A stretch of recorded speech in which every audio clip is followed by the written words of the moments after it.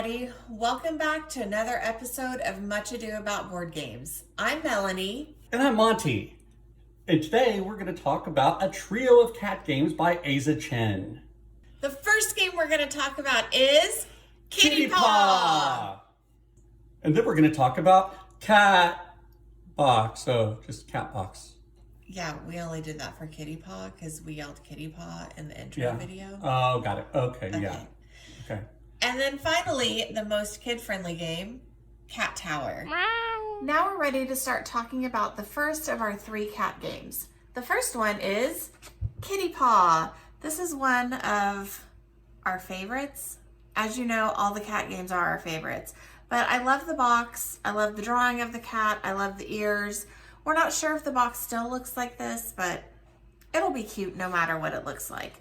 So in opening up the box, you'll find the directions, you'll find some cat tiles, and you will find a stack of cards. So let's go over exactly what all of these are and how you play the game. So Kitty Paw is a dexterity and reaction game for 1 to 4 players. It takes 15 to 30 minutes and it's for ages 6 and up. The cat tiles include 7 different breeds of cat, and the inside tells you exactly what all of them are. And there's also this one that's double the size. So there are 7 tiles, 7 unique tiles, and there are 4 sets of tiles because the game is for 1 to 4 players. There are also 8 cat box cards. These are cards that have a little box like this, and these are the cats on the cat box card, and there's also a Chihuahua. So these you'll use with level 2 and level 3 cards, which I'll explain in a moment. You also have 4 cat box cards.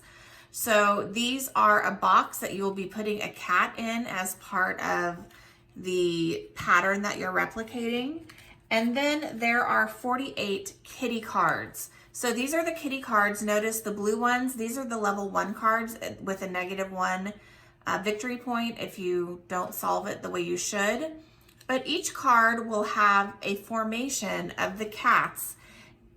Some will be out here, and then there's always at least 1 in the box.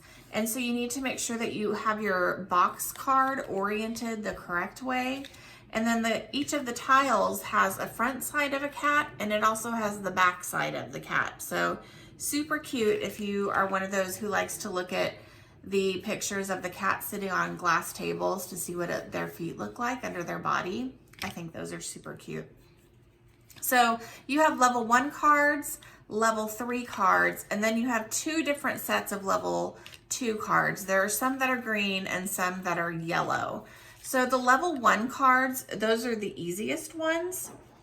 It has 5 to 7 cats. There's no overlapping. And if you lose with the level 1, you earn -1 victory points. The level 2 cards have 4 to 7 cats.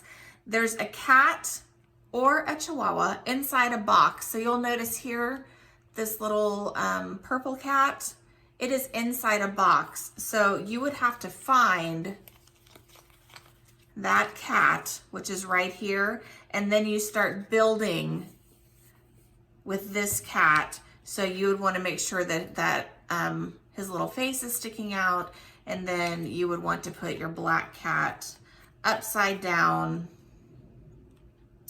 like that, I think. Nope. Yep, like that. Nope. Like that. Nope. I don't know. Oh yeah, like this. So it's all about spatial recognition and figuring out that, oh, this is the bottom of the cat and I need the cat little ears sticking out, but I'm not covering up the cat like this. So that's how you use the cats in the boxes. And the level 3 cards are the most difficult. If you notice, things will be stacked on top of each other. You have just one mere little cat eye sticking out over here, and then there are 2 cats in the box. So the level 3 cats have 6 to 7 cats. There's someone in cardboard, and they're overlapping. For these, you will lose 3 victory points if you are the unlucky last person to ring in. When you're playing, you'll play with all of the level 1 cards. You shuffle those separately and those go on top. You pick one set of the level 2 cards, either the green or the yellow. You pick either one. Those go next, and then at the very bottom of the pile go the -3 cards. So for the setup for each player, we're going to pretend we're playing a 4-player game. You will put all of the cat tiles in the middle, and each player will get a cat box card. And remember, it's double-sided. I have my kitty cards in order. So here are all the ones are on the top. Then I chose to use the green 2s, and then I have my level 3s. So we're going to put those over here. It doesn't much matter where you put them. And then the last thing we do is we shuffle up the cat box cards and we place those around the edge. And if you're on the level 2 or 3, you will have to kind of dig around to find exactly the cat that you're looking for. So that's going to take up some extra time. So you'll deal out 4 of the kitty cards. So at the 4-player game, that's 1 card per person. You'll notice that on the little paw, it has a number. That's how many victory points you'll get if you get your cats in the correct formation. Okay, so now you're ready to get started. And the first thing that you do is that each person will put 1 palm out in a group, so like this. And then to start the game, you all say, Kitty Paw. And then you grab a card. You start hunting for the kitties that you need. Sometimes this can take a long time. You're only supposed to take 1 at a time, so don't be greedy. And then once you have these, you would start assembling your cat creation. So because I usually like to start with the box, so I'm just going to move those over and just give you a quick look, very quick, because it will probably take me a long time to just even place this one. So this is my upside down cat, and you'll notice he's in the right order, and then I would put the rest in the order too. So as soon as you have your creation finished, you have to use the lucky cat sign, which is your hand like this. I know you've seen them where they raise their hand up and down. You hold your hand out in the middle and you say, meow. That signals to the rest of the players that it's the end and they have to put down all their cards. They also have to make the lucky cat symbol, and the first person to clap paws with the original meower, they're good. But if you are the last person to make that gesture and clap their paw, you have to take your card and you get wah wah, a negative victory point or points depending on what level you are. Then you also need to double check the original meowers situation and make sure that they have followed exactly what is on their card. And if they haven't, then they will be the one who gets the negative victory point. So setup for the next round is exactly the same. You put any unused cat cards to the side. You deal out 4 more. You make sure all the cat tiles are in the middle. If you need to, it gets a little bit messy. So sometimes you just have to, put things back in order. And then you put your hands back in, kitty paw, and you move on to the next round. The game ends when one person has 5 positive kitty cards. So you add up your positive victory points, you subtract any negative victory points, and the person who has the highest score is the winner. And that's how you play Kitty Paw. Okay, we have the table all set up for gameplay. So I'm Melanie. I'm Monte. And I'm Matt. And we're ready to get started. So at the beginning, we have to put our palms out and we yell out, Kitty Paw!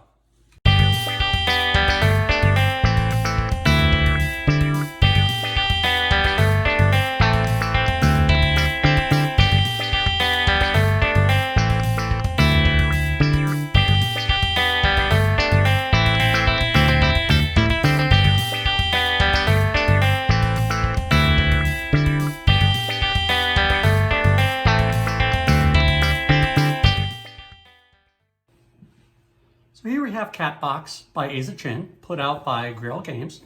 Cute little box. This is a tile laying game for 2 to 5 players, plays in about 15 to 30 minutes. And inside the box we have 5 player aids. These are player aids that can help the players score at the end and also figure out what you can do on your turn if you're using the advanced rules. So we have those, we have the instructions, and we have 5 sets of tokens that can be used for the advanced game in different colors. Each player can choose the color of their choice. And then we have the cards. We have 6 hidden identity cards. Every player is going to be one of these identities, either 5 cats of different colors or 1 chihuahua. So everyone is going to have a secret identity that no one else knows about. This is put in front of them at the beginning, and this will help scoring at the end of the game. And then we have the cat cards. Each cat card, and there are 48 of them, are made up of 4 quadrants, and each quadrant is either a different colored cat or an empty box. And the interesting thing about these cards is they are double-sided. So you can use either side, and that's a very interesting element of the game that we will talk about as we go. So the object of the game, as it is with most games, is to score the most points at the end. The way you score points in Cat Box is at the end of the game, when all of the cards have been played, you're going to total up the number of visible cats that match your hidden identity. So if this were my hidden identity, I would be counting up all the visible blue cats, and I would also add to that the size of the longest chain of my cat color. So if this were what I had, I see 4 visible cats, and my longest chain is 3, so that would be 7 points right there. That's how I would score for any cat at the end of the game. Now, if I had the Chihuahua, notice there are no Chihuahua cards out there. Their Chihuahuas are not in the boxes. You are going to score at the end 1 point for every empty box that's visible at the end of the game, plus 2 points for every group of 3 cats. Exactly 3 cats. So this little group here of blue would give me 2 points, and that empty box would give me 1 point. So if I had the Chihuahua as my hidden identity, I would have 3 points right there. So that's the way scoring works at the end of the game. Setup for the game is simple. Take the 48 cards, give them a shuffle, and you're going to remove a certain number of cards based on the number of players you have in the game. For a 2-player game, you're just going to get rid of 1 card. If you're playing a 3-player game, you're going to get rid of 2. If you're playing a 4-player game, you're going to get rid of 3 cards. And if you're playing with a 5-player game, you're only going to get rid of 2 cards back again.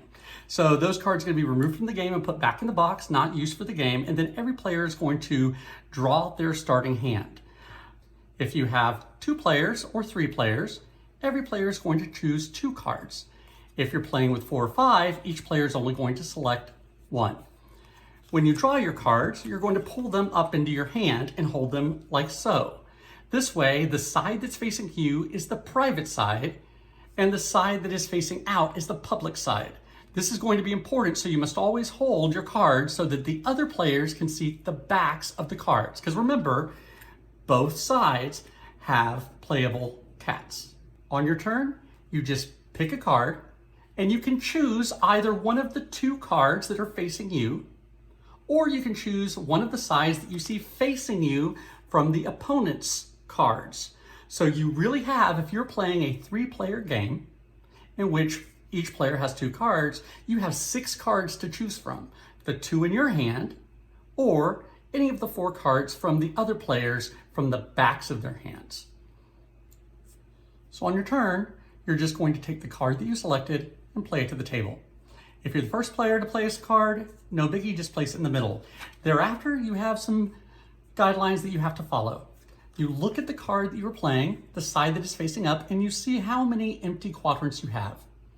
The cards are going to either have 0 empty quadrants, completely filled with cats, or 1 empty quadrant, which is exactly 3 cats. Those are the 2 types of cards that you're going to see. If you're placing a card that's filled with cats, you can cover up exactly 1 quadrant that is exposed.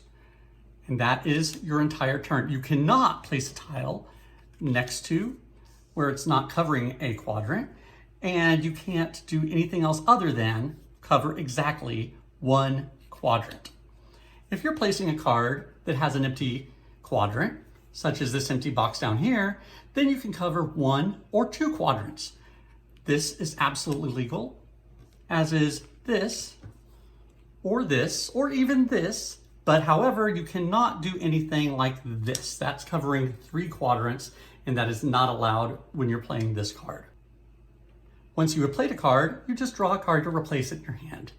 And then it goes around the table until everyone keeps going until all the cards have been played at the table. And when that happens, you're going to go ahead and score and see who wins. And if you're playing with the advanced rules, it just adds one little wrinkle that doesn't change anything else about the game. Each player is going to get 5 advanced player tokens. These tokens all come in player colors. Each player is going to get 5 of their color.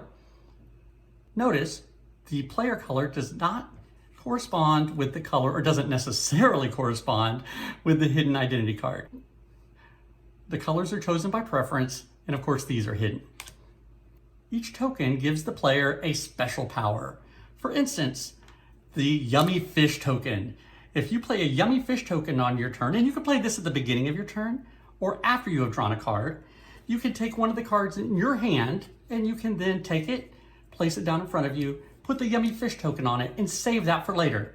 Then you can draw the replacement. The Toy Mouse is after you play 1 cat box card normally, you can use this token to take 1 uncovered cat box card from the play area and immediately place it somewhere else. It still has to be played legally with the rules that we discussed. I'm taking something that's uncovered and moving it somewhere else.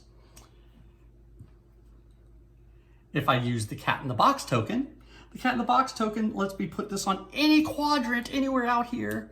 And that means that until the next time it comes around to that player's turn, no one can play in any of the quadrants that are surrounding this cat in the box.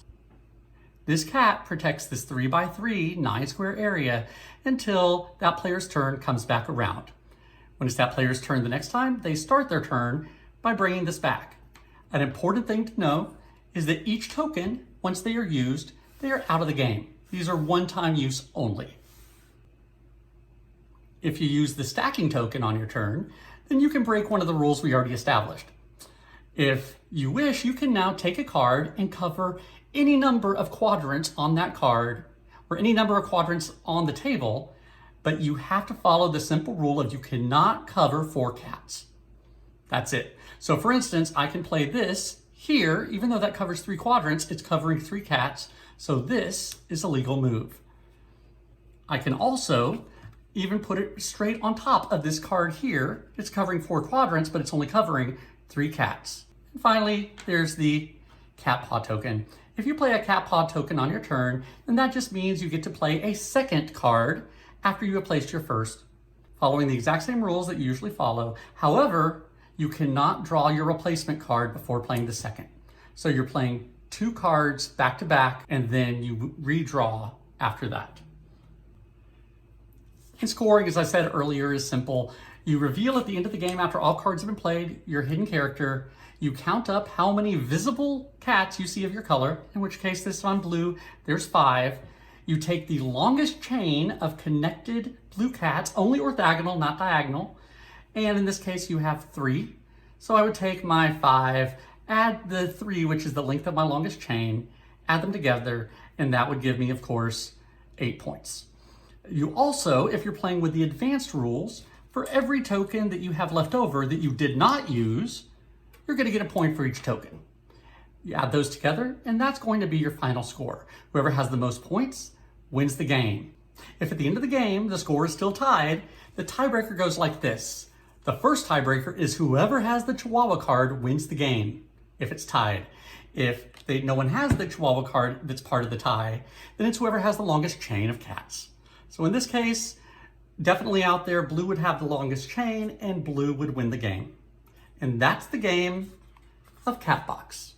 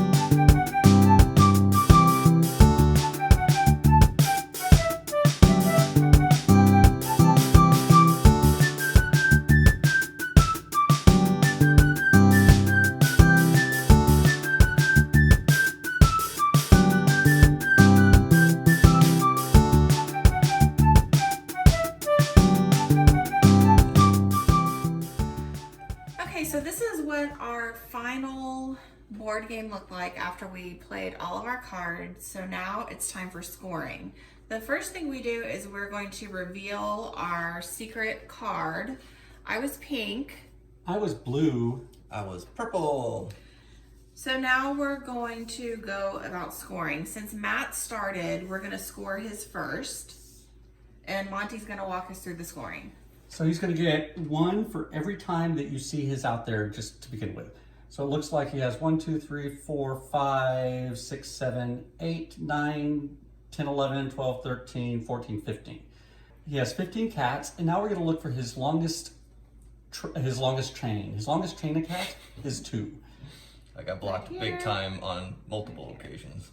Yeah, just wait till we get to Melanie's. This is not going to be fun. So 15 plus 2 is 17, and he also gets a point for every token that he has left over. Which I have these 4. So since he has that 17 plus 4 is 21. Matt's final score is 21 points. And now we're going to go to Melanie. So we're going to count the number of her cats that we can see. And for her, we see 1, 2, 3, 4, 5, 6, 7, 8, 9, 10, 11, 12, 13, 14, 15, 16, 17, 18, 19, 20, 21. 21 cats. And her longest chain is how long?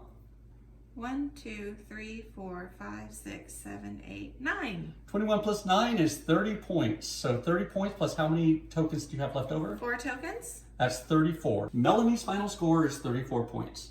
And I was the blue cat, so number of blue cats, 1, 2, 3, 4, 5, 6, 7, 8, 9, 10, 11, 12, 13, 14, 15, 16, 17, 18. I have 18 blue cats. My longest chain is 3, so I get 21 plus my 3 unused tokens is 24 points. Yay! I won! Yay, Melanie. Congratulations. Good job. So thanks for joining us for Cat Box, and we'll be back with yet another cat game. Are you tired of hearing about cat games? I hope not, because we have our last one for the day, Cat Tower. You'll notice that the box looks very similar to Kitty Paw. It's put out by the same designer, but of course, it's a little bit different. So this game is for 2 to 6 players. It takes 15 to 20 minutes, and it's for ages 6 and up. Monty and I both agree that Cat Tower is the most kid-friendly game of the 3 that we've talked about today. So if you have little ones and you really want them to play one of these games, this would be the one to go for. So this is a tower building and dexterity game. So you have to have really steady hands and nerves of steel. So let's brace ourselves and open up the box. Inside, you'll notice we have some cards. These cards you actually fold. So for some gamers, this can be quite upsetting, but we are supposed to fold these cards, and they are scored so you know which ones to fold. And then there are also some cards that are flat that you don't fold. There are some kitty tokens with little kitties on them. And there's also 1 die. So let's jump in to see exactly what all these things do and how you play the game. Okay, so again, you have 1 die, and each player will use this every single time they have a turn. There are 42 folded cat cards. There are 12 of these cat tokens, super cute kitty. And then there are 12, we did not name these, this is what they're actually called, catty fatty cards. So these are fat cats that can't fold up, and so they're just straight. They can't fold up, they're too chunky. But we love the chunky kitties. So to start the game, you deal 7 of these cards to each player. So there are my 7. I'm going to put the rest of these over here. And there will be 1 cat folded up that starts out the tower. So you just fold your cats like this. I know for those of you those hardcore gamers, this is scary, but you just put it right there.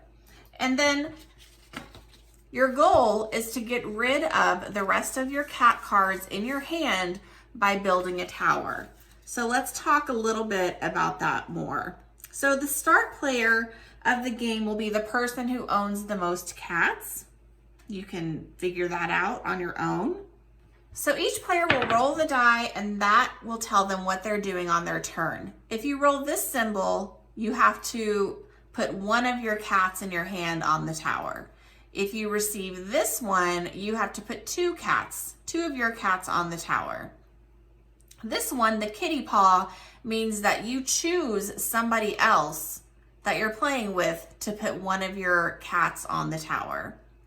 If you get the Fatty Catty or Catty Fatty, they call them both in the game, so we're not really sure exactly what they are. If you receive one of these, you have to take the Catty Fatty card, you put it on top of whatever card is there, and then you're going to turn over one of these kitten tokens.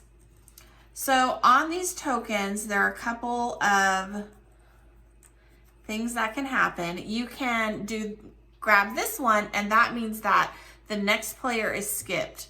Whenever you grab one of these tokens, you have to put it on top of the card. So here's the cat paw. That's just the same as before. When you roll that, you choose somebody to put your card on the cat tower. This one is the reverse turn order. So that means that you'll start going the opposite way. There are two Catty Fatty tokens, so those are exactly the same. You would put a Catty Fatty on the decks, on the tower, so you would have two of those. This is the cat belly card. If you pick this one, the next player in the round will have to put their cat on the tower upside down. So to do that, you just place it like that upside down, okay? But then their turn is over, so they don't really get to have a choice of what they're going to do.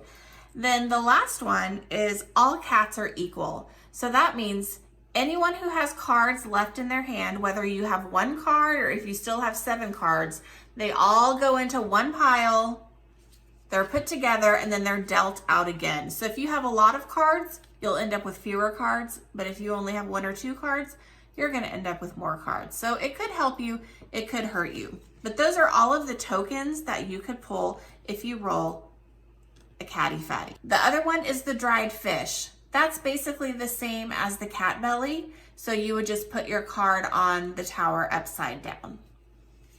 So that's what all of these do. So the first thing you do, you roll the die, and we would have a Catty Fatty. So we'd put that on. I would pick a token, and it's this one. Oh, it's another Catty Fatty, so that goes on there. Then we'd put a Catty Fatty on there. Oh, I got the belly rub, so I put the cat on there upside down. And then, oh, so the next person would now have to put their cat right side up, and they put it like this. And you see it's getting a little bit wobbly. So let's talk about what happens with this tower as we go around. As you put more cards on it, it will become unstable. So if it's your turn and the tower falls over, what do you think happens? Well, oh, here's one we haven't even folded yet. You'll get to see a freshly folded card. So you want to make sure they really stick. And as you're putting things on, I'm hoping this falls soon. Usually I'm not this good. Okay, now I'm down to my last card. Oh, wow, I'm so good. Okay, I'm gonna put some more cards. Let's try, oh, there it goes. Put some more cards. Let's try, oh, here it goes. So it was my turn. So that means all of these cards are now out of play. And because it was my turn, I take a 2-point or a 2-card penalty. So these cards would go back in my hand. And since we had some Catty Fatties on here and the token fell, that means I take an extra card. So you would have 2 to 3 cards of penalty, and the rest just go out of the game. And then you go with the next person and they start the tower all over. So it's okay if it falls. It's not devastating in that you have to take all of the cards, but you do have to take between 2 and 3 cards. So you keep going until somebody is out of cards. And when you're out of cards, that person is the winner of the game. So it ends very quickly and it's a lot of fun. And we hope that you guys like it just as much as we do.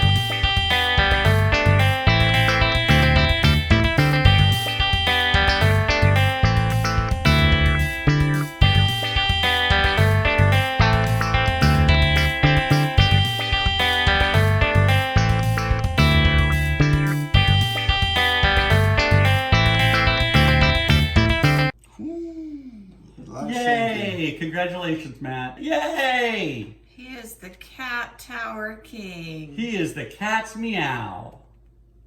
Thanks everybody for joining us for this episode of Much Ado About Board Games, where we showed you how to play Kitty Paw, Cat Box, and Cat Tower. Hope to see you next time. Bye. Bye.